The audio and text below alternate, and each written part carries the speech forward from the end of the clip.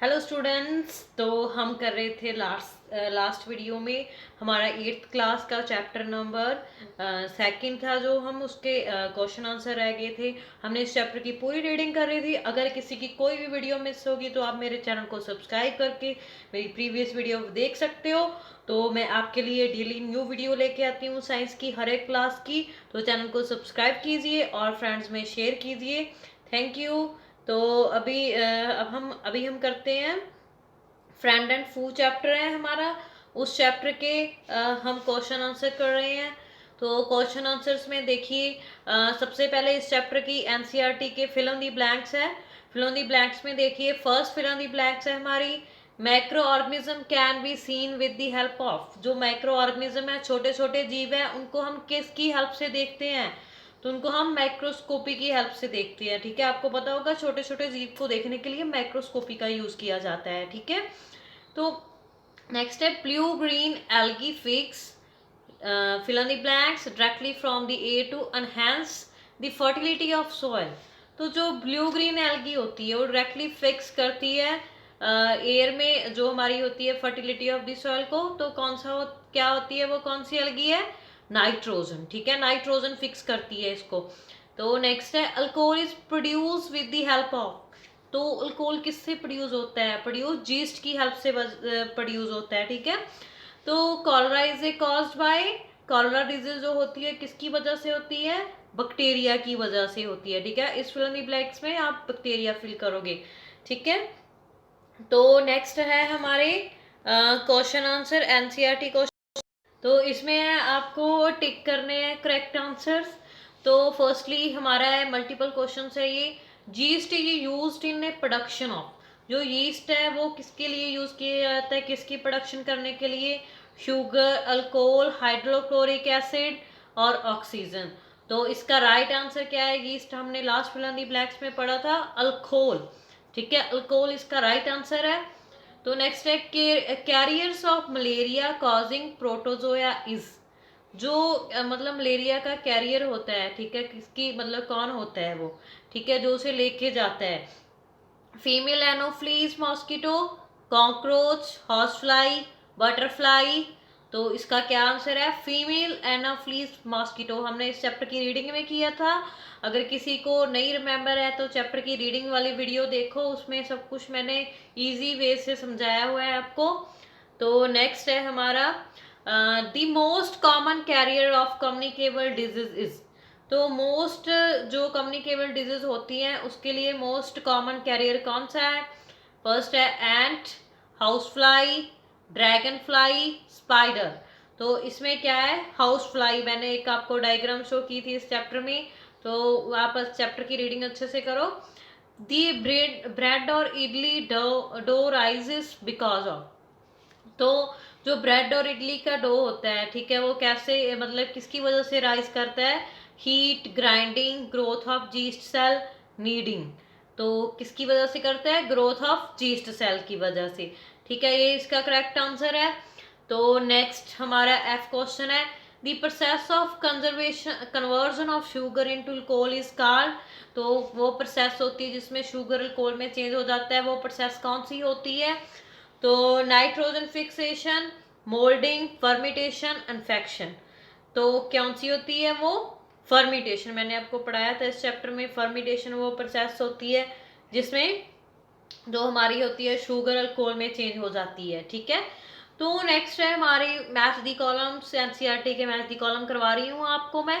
तो देखो, math the organism in column में मैच करना है ए को बी से। ठीक है, तो देखो आप फर्स्टली बैक्टीरिया, राइजोबियम, लैक्टोबैसिलस, जीज, ए प्रोटोजोआ और वायरस, ये सभी दिए गए हैं और बी साइड भी दिए गए हैं। तो बैक्टीरिया क्या होता है, किससे मैच करेगा?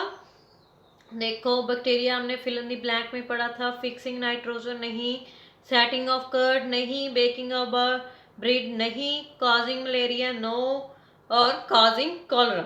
ठीक है, कॉजिंग कॉलरा आएगा इसका आंसर, हमने last fill in the blanks में पढ़ा था। तो देखते हैं राइट आंसर क्या है, कॉलरा ही है। ठीक है, फर्स्ट को ई से मैच करोगे। तो नेक्स्ट है राइजोबियम। तो राइजोबियम क्या करता है? Fixing nitrogen. तो ये भी हमने देखा था, फर्स्ट सेकंड को ए से मैच करोगे, देखो सही है। तो नेक्स्ट है हमारा lactobacillus, lactobacillus setting of curd के लिए रिस्पॉन्सिबल होता है, तो बी को मैच करेंगे। जीस्ट किसके लिए होता है? बेकिंग ऑफ ब्रेड के लिए होता है, ठीक है, ये भी सही है हमारा। प्रोटोजोआ किसके लिए होता है? ऑप्शन डी क्या है हमारा?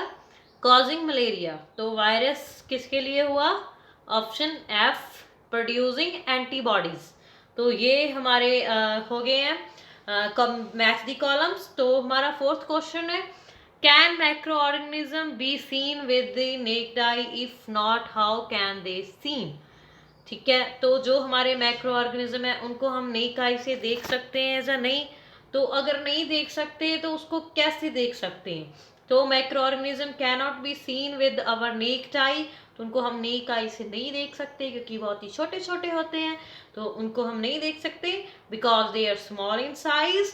तो some of these such of as a fungus growing on bread, ठीक है, सम ऑफ कुछ देख सकते हो, जो आप देखते हो फंगस ब्रेड पे होती है उसको नहीं देख सकते ना।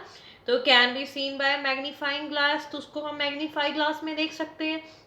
और जो दूसरे होते हैं जिसको हम वैसे नहीं देख सकते उनको हम माइक्रोस्कोपी में देखते हैं, ठीक है। माइक्रोस्कोपी में बहुत ही छोटे छोटे जो जीव होते हैं हमें दिख जाते हैं, ठीक है, जिनका साइज स्मॉल होता है, ठीक है, उनका साइज ये बड़ा करके दिखाता है माइक्रोस्कोपी में, इसकी वजह से ही हम उसको देख सकते हैं, ठीक है।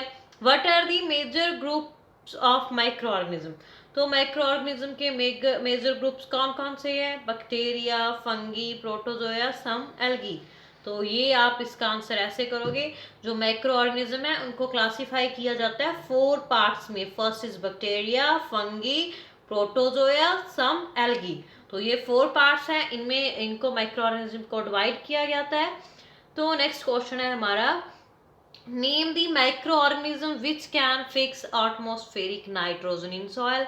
तो उस ऑर्गेनिज्म का नाम बताना है आपको जो नाइट्रोजन को फिक्स करता है सॉइल में। तो राइजोबियम, ठीक है, क्लोस्ट्रीडियम एंड एस्टोबैक्टर। तो ये हमारा माइक्रो ऑर्गेनिज्म है जो फिक्स करता है। तो हमारा नेक्स्ट है, write 10 lines on the useful of micro organism our lives.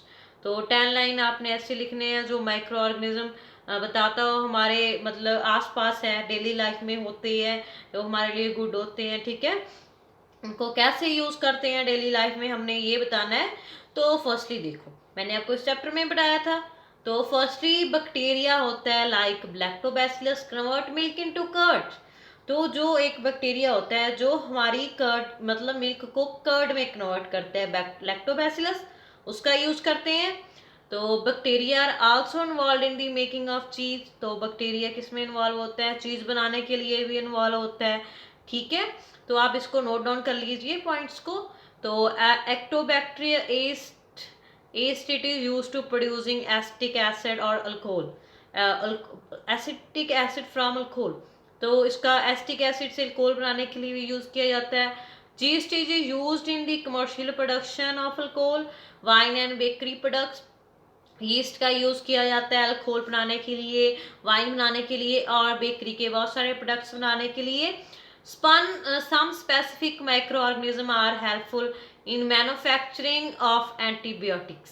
तो कुछ जो माइक्रो ऑर्गेनिज्म होते हैं स्पेसिफिक होते हैं, उनका मैन्युफैक्चरिंग में भी यूज किया जाता है जैसे एंटीबायोटिक्स बनाने के लिए, ठीक है।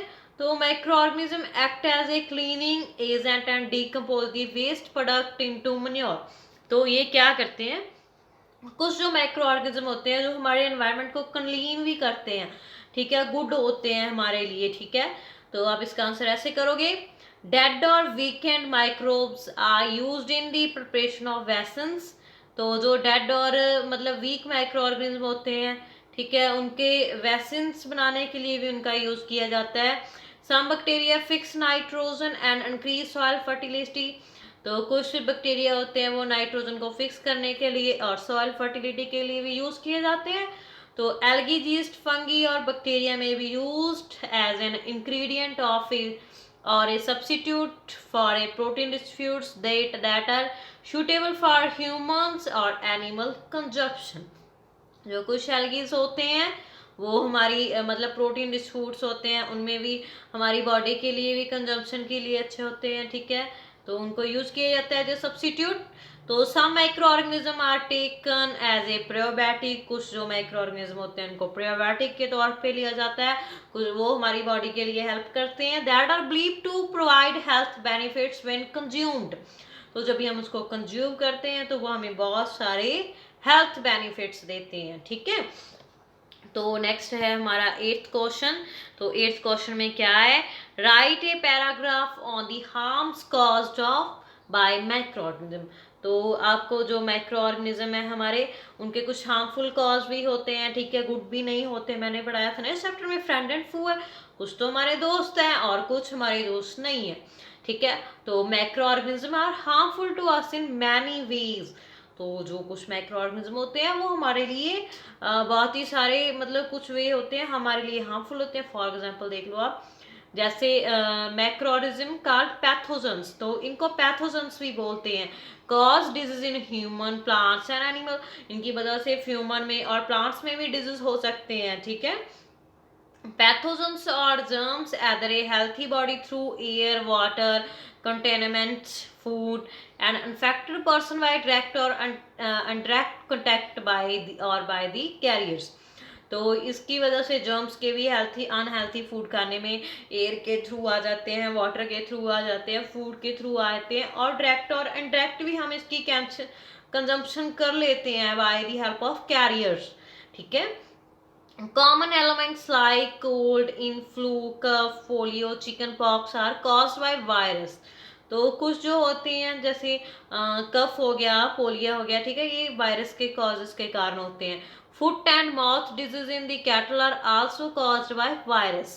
तो कुछ डिजीज होती हैं, फुट और माउथ की डिजीज होती है कैटल्स में, तो वो भी कॉज्ड बाय वायरस होती है, ठीक है। Typhoid, tuberculosis are caused by bacteria, ठीक है। तो ट्यूबरक्लोस और टाइफाइड भी मतलब इसकी वजह से हो सकते हैं बैक्टीरिया के। Anthrax is a dangerous human and cattle disease also caused by bacteria.